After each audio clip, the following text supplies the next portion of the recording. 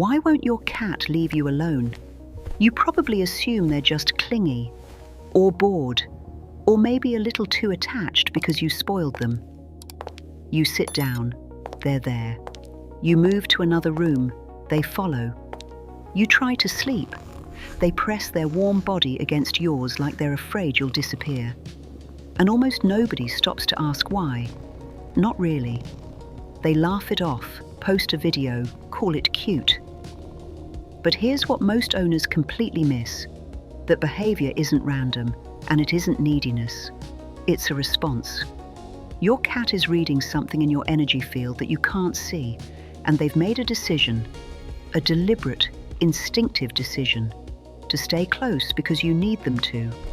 Ignore that, and you're not just dismissing a quirk. You're shutting down the most consistent line of spiritual protection operating inside your home. By the end of this, you're going to understand exactly what your cat is fixing when they refuse to leave your side. And the last thing, I'm going to tell you will completely change the way you see them, not just as a pet, as something far more intentional than that.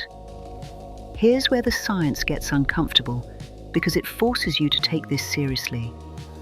Researchers at Oregon State University ran a study on cat attachment behavior, and what they found wasn't what anyone expected. They used the same framework developmental psychologists use to study infant bonding, the strange situation test, designed to measure how securely a child attaches to their caregiver. And cats, they passed. A significant portion of cats showed what the researchers classified as secure attachment, the same pattern seen in human babies who trust that their primary person is a safe base, a point of return, a source of regulation when the world feels unstable. Think about what that means. Your cat isn't following you because they're dependent. They're staying close because, in their internal map of the world, you are the safe place. You are where the nervous system settles. Now take that finding and set it next to something that's been understood in Hawaiian tradition for generations.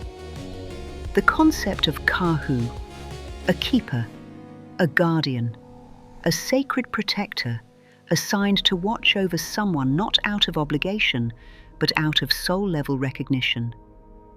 The kahu doesn't choose the role arbitrarily. The role is chosen because there's a match, a resonance, an alignment that exists before any words or titles are attached to it. Your cat didn't pick you because you're the one who fills the bowl. They picked you because something in their perception, something far older than domestication, recognized that your energy and theirs are supposed to be in proximity, that the connection serves a function neither of you fully understands in waking life. And when your field is disrupted, when stress has been accumulating, when your emotional body is carrying more than it should, when there's stagnant energy in the space around you, they feel it before you do, and they move closer. Now let's talk about what they're actually doing when they do that, because this is where the story changes completely. You might find it mildly annoying. They're underfoot. They're in your lap when you're trying to work. They follow you into the bathroom. They curl against your legs. They insist on sleeping pressed against your side, even when there's a perfectly good empty half of the bed right there. It can feel like too much, like they're the ones who need something. But turn it around. In the energetic framework that underlies most ancient traditions, and increasingly in the emerging science of biofields and psychophysiology, sustained physical proximity between beings with strong resonance creates a kind of feedback loop. Energy that has become dense or stagnant doesn't just sit still. It moves toward what can process it.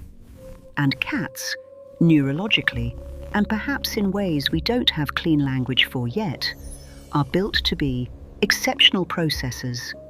Their purr frequency alone, between 25 and 150 Hz, falls within the range that researchers have linked to tissue regeneration, stress hormone reduction, and nervous system regulation in humans. They're not clinging to you, they're working. Every time your cat presses against you and stays there, they are actively cycling through whatever your field is carrying. The grief you haven't cried out yet, the anxiety sitting in your chest at 2 a.m., the low-grade dread that's been following you around for weeks without a clear source. They're not absorbing it in a way that harms them, at least not when they're in balance. They're metabolizing it, running it through a system designed, at some level, to transform what's heavy into what's lighter.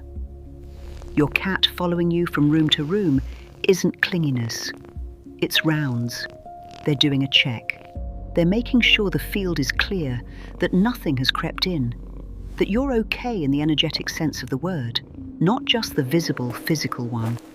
And if you think that's a lot to take in, wait, because what I'm about to tell you next is the part most owners never understand, and it's the most important thing in this entire video. If this is shifting how you see your cat, hit like and subscribe. There are a lot of cat owners out there who write this behavior off, who never get the chance to understand what their animal is actually communicating. Help us reach them. Here's the moment everything comes together.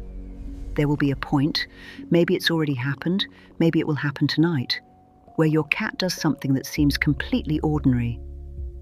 They walk over to you, maybe slowly, maybe with that deliberate, unhurried pace cats use when they've already decided something. They settle against you or on you, and then they close their eyes. Not the alert, half-open rest of an animal keeping watch. Fully closed, soft, gone somewhere internal. And here's what that actually is. Cats are prey animals. Regardless of how domestic they've become, that wiring doesn't go away. Closing their eyes completely in the presence of another being is, in survival terms, one of the most dangerous things they can do. It means they're not watching.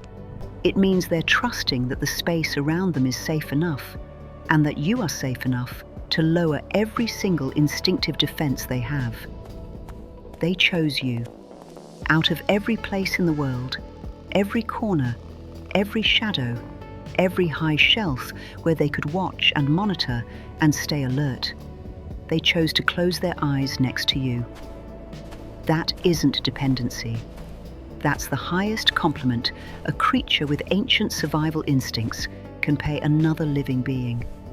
They looked at you, really looked at you, in whatever way cats look at things, and decided you were the safest place in the universe. Not just safe, the safest. And in that moment, they weren't just resting. They were also doing something else.